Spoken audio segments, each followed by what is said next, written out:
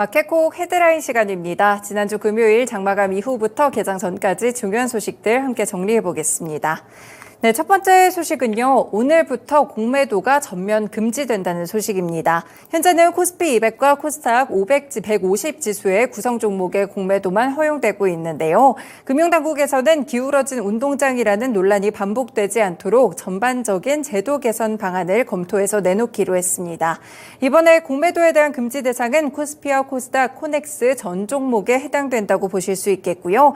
다만 이전에 공매도 전면 금지 때와 마찬가지로 시장 조성자와 유동성 공급자 등의 이 차입 공매도는 허용하기로 했습니다.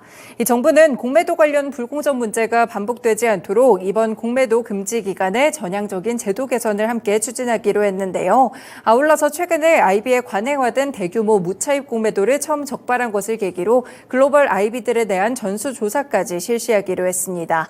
추가적으로 불법 무차입 공매도가 적발될 경우 엄정 제재하고 적극적인 형사고발 등 무관용에 대한 원칙을 적용한다는 방침입니다.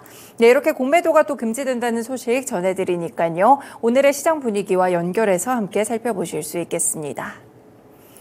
네, 두 번째 소식입니다. 삼성 오너 일가가 상속세를 마련하기 위해 삼성전자를 포함해 계열사 주식 약 2조 6천억 원 어치를 처분합니다. 홍라희 전 삼성미술관 리용관장, 이부진 호텔신라 사장, 이서연 삼성복지재단 이사장은 지난달 31일 유가증권 처분 신탁계약을 하나은행과 체결했는데요. 이들은 계약 목적을 상속세 납부용이라고 공시해서 밝혔고요. 신탁에 대한 계약 기간은 내년 4월 30일까지입니다.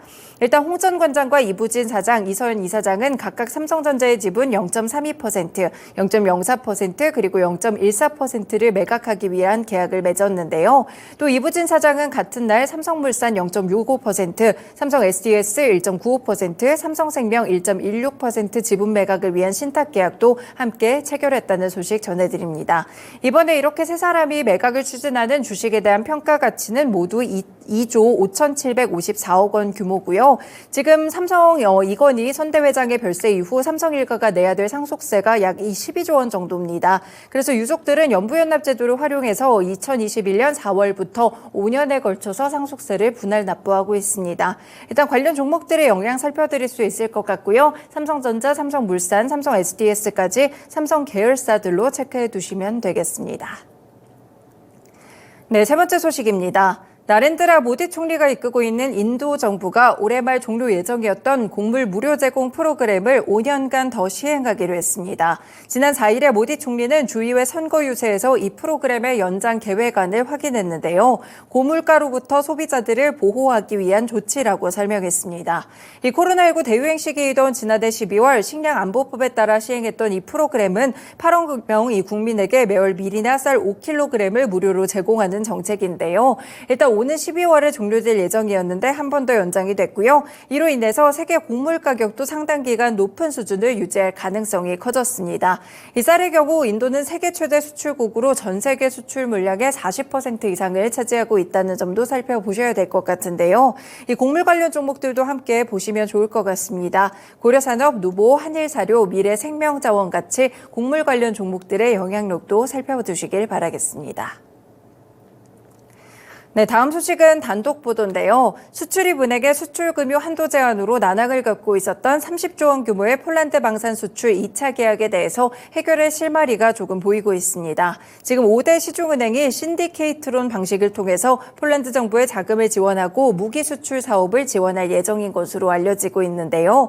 이 신디케이트론이란 둘 이상의 복수 금융기관이 공통의 조건으로 기업의 자금을 융자하는 대출 방법입니다. 지원 규모나 방식은 아직 확정되지 않은 것으로 알려지고 있는데요. 이 폴란드 정부는 2차 무기 수출 계약금 30조 원 가운데 80% 수준의 금융 지원을 요청하고 있는 것으로 알려지고 있습니다.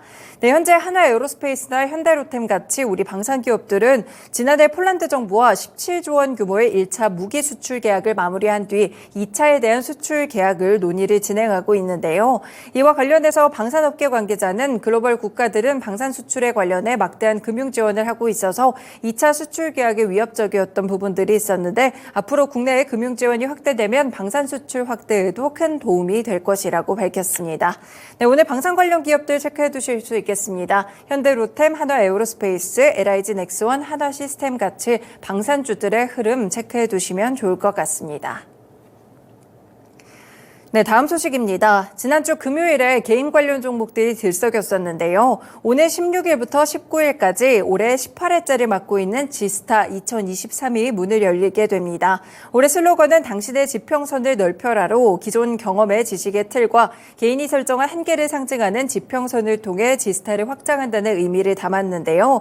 이번에 코로나19 팬데믹 직전인 2019년 지스타 당시 3,208개 부스가 있었는데 이번 전시 규모는 3,250 부스라고 합니다. 역대 최대 규모로 기록이 됐고요. 특히나 이번에 지스타에서 대형사들이 귀환한다는 점이 눈에 띄고 있는데요.